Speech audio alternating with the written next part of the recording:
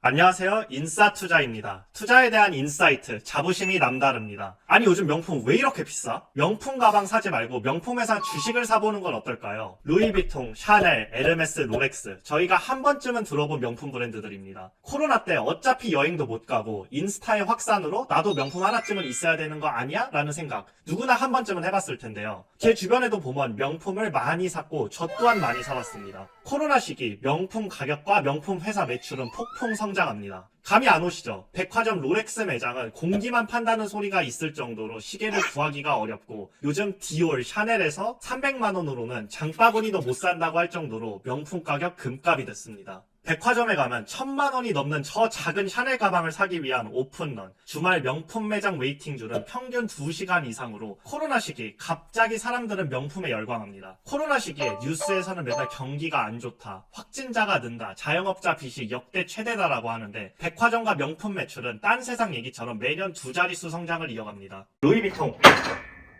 결혼식 가면 너무 많이 들어서 모르는 사람과 커플템이 된다는 샤넬 클래식백 19년도에 652만 원에서 24년도에 1557만 원으로 가방 하나 가격이 소형차 한 대 값에 맞먹습니다. 가방 크기만큼 5만원짜리 다발을 묶어서 샤넬 가방 하나를 만들 수 있을 정도라는 우스갯소리가 있을 정도네요. 저는 샤테크라는 단어를 코로나 시기에 처음 들어봤는데요. 샤넬 플러스 재테크의 신조어로 서울 부동산 폭등 시기인 아파트 값이 18년 이후로 약 2배가량 올랐는데 샤넬 가방은 약 2.5배가량 올랐습니다. 그 비싸다는 한국 아파트보다 샤넬 가방이 더 빨리 오르고 샤넬 가방이 이렇게 비싼지도 몰랐네요. 명품 중에 명품으로 불리는 에르메스는 어떨까요? 사이즈와 소재에 따라 다르지만 에르메스의 캘리백, 버킨백은 매장에서 1000만 원 중반부터 시작하는데 돈이 있다고 팔지도 않습니다. 에르메스 매장에 저 버킨백 사러 왔는데요 라고 하면은 셀러는 아마 부드럽게 돌려보낼 겁니다. 고객님, 재고가 지금은 없습니다.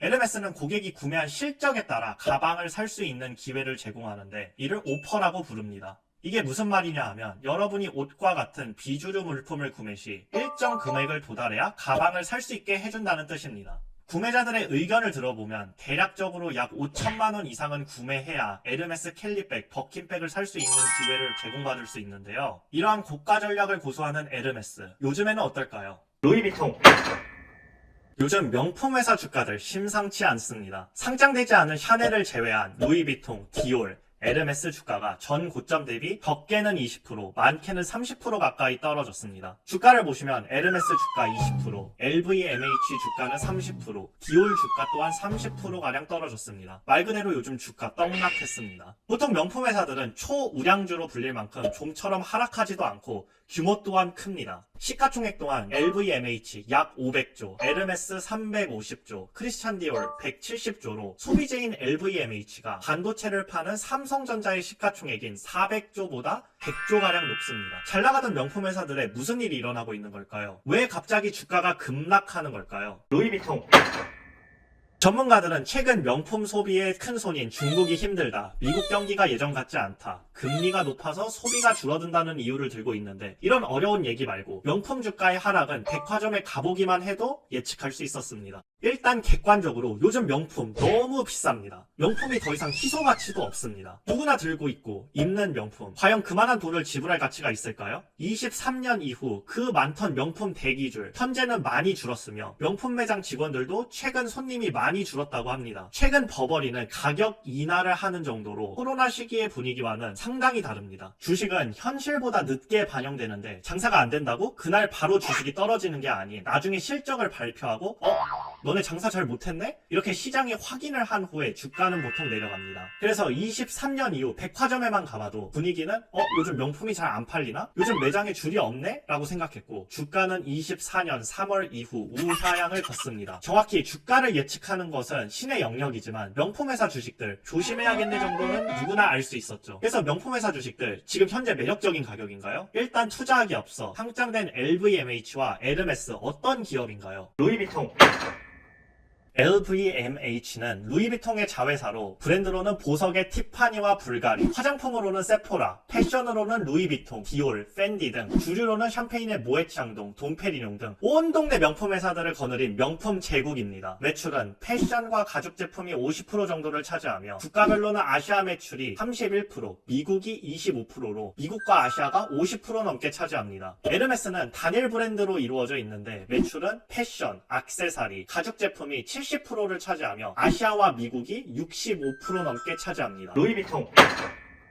그래서 결론이 뭐야? 어떤 주식 사야 돼? 명품 업계 순위에서도 에르메스는 끝판왕으로 불리며 루이비통처럼 매장에서 고객이 구매하는 게 아닌 에르메스가 어떤 가방을 팔지를 결정합니다. 명품 세계에서도 에르메스는 루이비통, 샤넬, 디올보다도 훨씬 비싼데 주식시장에서는 어떨까요? 똑같습니다. 보시면 에르메스는 5년간 250%가량 상승했는데 루이비통은 89%가량 상승했습니다. 웬만한 빅테크 저리 가라 할 정도로 많이 오르며 똑같이 명품을 파는 기업인 루이비통, 에르메스 수익률은 2배가 넘게 차이가 나네요. 수익률의 차이는 두 가지 이유가 있습니다. 첫 번째로 에르메스의 고객층은 최상류층, 찐 부자들을 타겟으로 하지만 루이비통은 조금 더 대중적인 명품으로 사회초년생, 중산층, 상류층 등 폭이 생각보다 넓습니다. 예로 지하철에서 루이비통 가방은 많이 보이지만 에르메스 가방은 안 보이잖아요. 찐 부자들은 상대적으로 경기의 영향을 덜 탑니다. 두 번째로는 부동산, 주식, 미술품 어느 분야든 간에 1등 기업, 항상 대장주가 가장 많이 오르게 되어 있습니다. 아파트도 강남이 가장 많이 오르고 주식도 애플과 마이크로소프트가 가장 많이 오르듯 명품 업계 1위인 에르메스 주가도 가장 많이 오르네요. 백화점에서 에르메스 가방 사기는 어렵지만 주식을 사보면 어떨까요? 5년 후에 에르메스 주식은 과연 얼마나 상승할까요? 루이비통.